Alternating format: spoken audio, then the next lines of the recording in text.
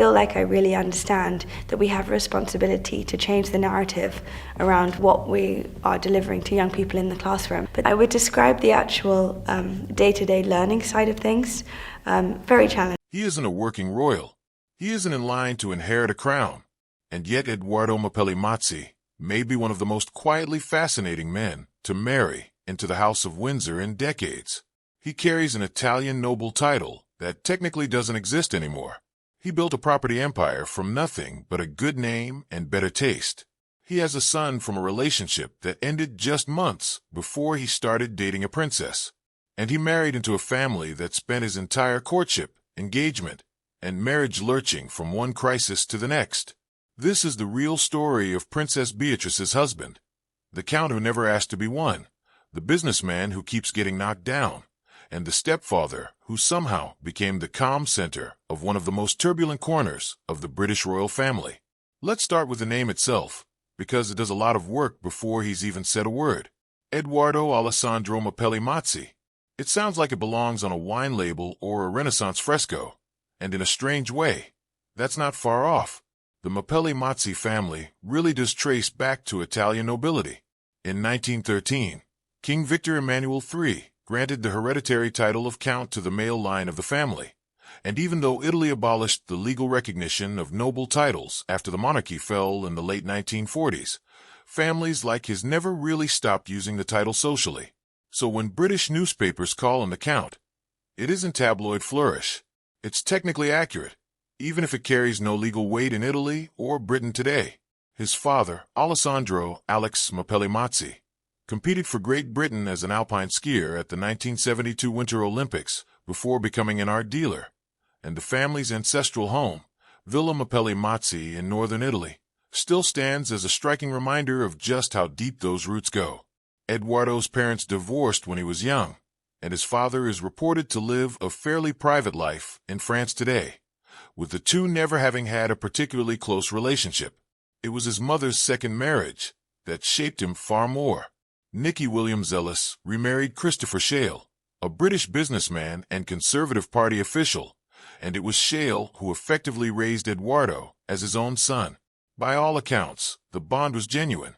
Shale gave Edoardo a half-brother, Albemarle Albie Shale, and the two grew close enough that they would later found a charity together in their father's memory.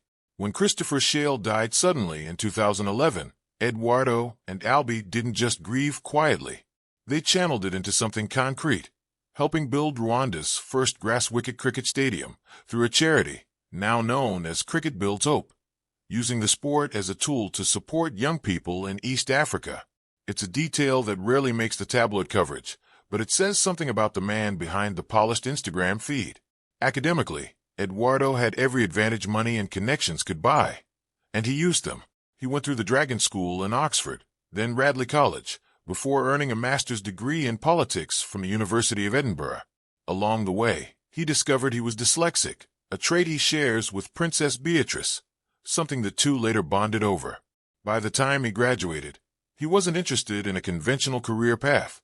At just 23 years old, in 2007, he founded Bonda Property, a development and interior design firm built around a simple pitch: find overlooked pockets of London real estate, redevelop them into high-end homes, and sell them to buyers who wanted something that felt collected rather than mass-produced.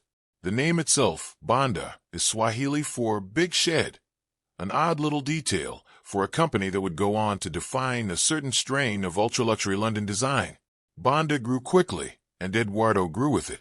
He became known as much for his taste as his business instincts, developing a visual, almost theatrical style that turned ordinary townhouses into five-star hotel-adjacent showpieces. He wasn't shy about voicing opinions either. Ahead of the 2016 London mayoral race, he wrote publicly urging whoever won to prioritize central London redevelopment, and he wasn't afraid to needle British politicians by name on social media. On the night of the 2016 U.S. election, he even posted in support of Hillary Clinton. This was not a man being trained for the quiet, apolitical role that royal spouses are usually expected to play, which makes what came next even more interesting, because Bonda's growth hasn't been a straight line upward. Property experts have repeatedly challenged the company's branding around undervalued neighborhoods, pointing out that a project in Notting Hill, one of the most expensive postcodes in Britain, hardly counts as a hidden gem. And more recently, Banda took a real hit. The company had signed on to handle interior design for the Masthead Ocean Club, an ambitious beachfront residential tower planned for the Gold Coast in Australia, a scheme valued at roughly £125 million. Banda completed its design work by early 2023, but the broader development stalled, and by early 2026 the project had collapsed into administration entirely, leaving investors out millions and the prime oceanfront site seized by lenders. Notably, the setback broke just as Eduardo was photographed heading off to Palm Beach Design Days in Florida, chatting with fellow designers in pastel-tone tailoring, which either shows admirable resilience or extremely awkward timing, depending on how generous you're feeling. Either way, it's very on-brand for a man who tends to keep moving no matter what's happening behind the scenes. Banda's ambitions have never stayed confined to London. In recent years, the firm has expanded into Milan, working on duplex penthouses with the same materiality-obsessed design language it built its reputation on in Notting Hill and Chelsea, and it has pushed into the Gulf as well, with reported involvement in luxury waterfront projects tied to Dubai's fast-growing coastline. Closer to where things went wrong in Australia, Banda also picked up a separate, less troubled Sydney project, ultra-luxury residences at 81 Yarranab in Darling Point, overlooking the harbour, which Eduardo has described as drawing on the interplay of light and water unique to that setting. It's a reminder that for every high-profile stumble like Masthead, there's a quieter success elsewhere, and that Banda's ambitions have always been global rather than a strictly London story, even if London remains its beating heart. There's also a version of Eduardo that rarely makes it into the glossy design features, the one who has never been afraid to have opinions, publicly, even after marrying into an institution famous for studied neutrality. Long before he met Beatrice, he was posting about plastic pollution in the oceans, criticizing whaling practices, and weighing in on gun control debates in the United States. He named names when criticizing British politicians he disagreed with. None of that is the profile of a man being groomed for a quiet, apolitical royal-adjacent life, and it's part of what makes his current low-key public presence feel less like a personality he was born with and more like a role he's consciously chosen to play since 2020. But long before any of this, before Banda's international expansion, before the royal wedding, before any of it, there was a different chapter entirely, one that still quietly shapes his family life today. Before Princess Beatrice, there was Dara Huang. Huang is an American architect, Harvard-trained, professionally accomplished in her own right, and for several years she and Eduardo were genuinely building a life together. They got engaged around 2014, and in 2016 they welcomed a son, Christopher Wolf Mapelli-Mazzi, known to everyone as Wolfie.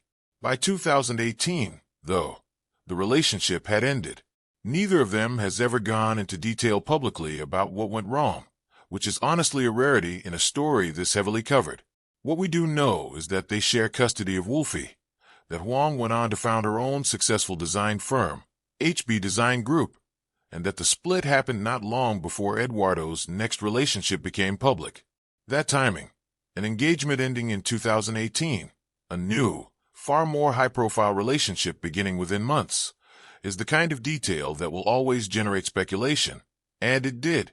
But it's worth being clear about what's actually known versus what's simply gossip. Nothing has ever been confirmed about overlap between the two relationships, and both Eduardo and Beatrice have largely let the timeline speak for itself, rather than address it directly. What is confirmed is that Wolfie didn't disappear from the picture. As Eduardo and Beatrice's relationship became serious, Wolfie became part of their shared life, and Beatrice has, by every available account, embraced her role as his stepmother wholeheartedly.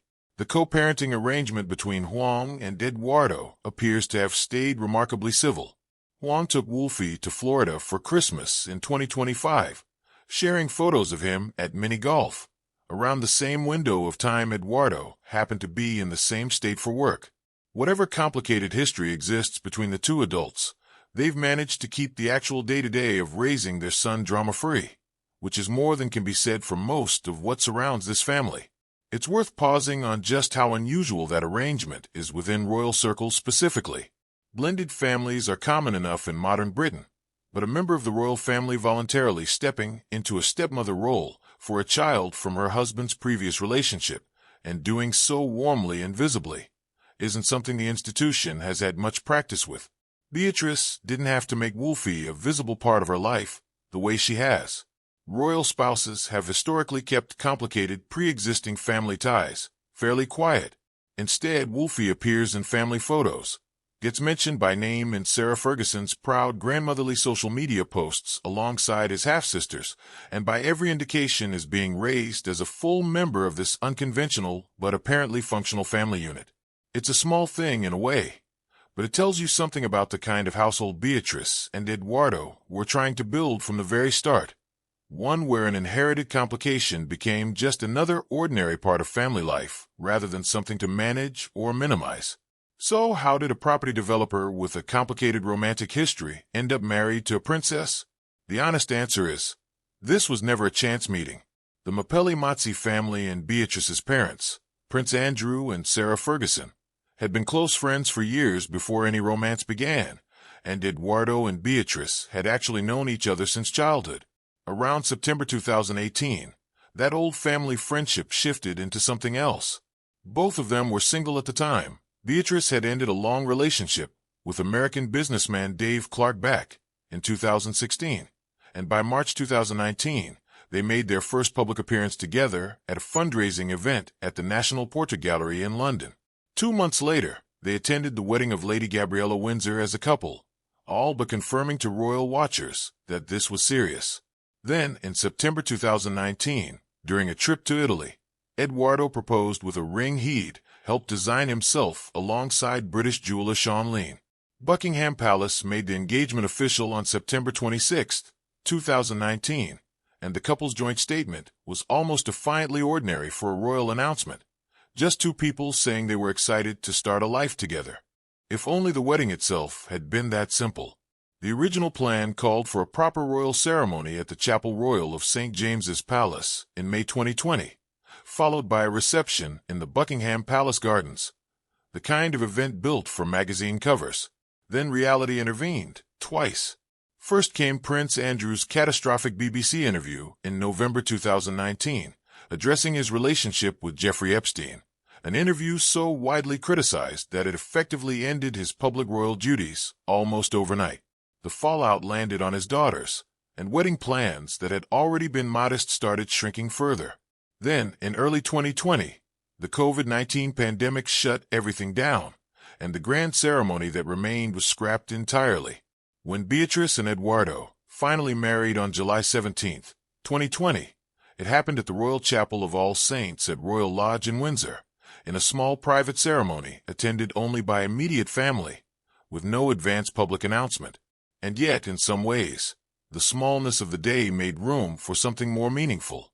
Beatrice wore a vintage gown that had belonged to her grandmother, Queen Elizabeth II, a Norman Hartnell design from 1962 that the Queen herself had worn decades earlier, along with the same diamond-fringed tiara Her Majesty wore on her own wedding day in 1947. Prince Andrew walked his daughter down the aisle, but was notably absent from the official wedding photographs released to the public, a quiet acknowledgement of just how radioactive his presence had become. From there, married life moved forward at a pace that might surprise people who assume royal spouses live lives of leisure. The couple aren't working royals, which means no state funding and no official duties, and both of them actually work. Beatrice holds a real corporate role as vice president of strategic partnerships at a technology company, while Eduardo continues to run Banda. They started out in a modest 4-bedroom apartment at St. James's Palace, before relocating in late 2022 to a converted farmhouse in the Cotswolds, complete with a pool and tennis court, splitting their time between the countryside and London during the school year. Their family grew steadily. In September 2021, Beatrice gave birth to their first daughter, Sienna Elizabeth Mapelli-Mazzi, who was christened at the Chapel Royal the following spring.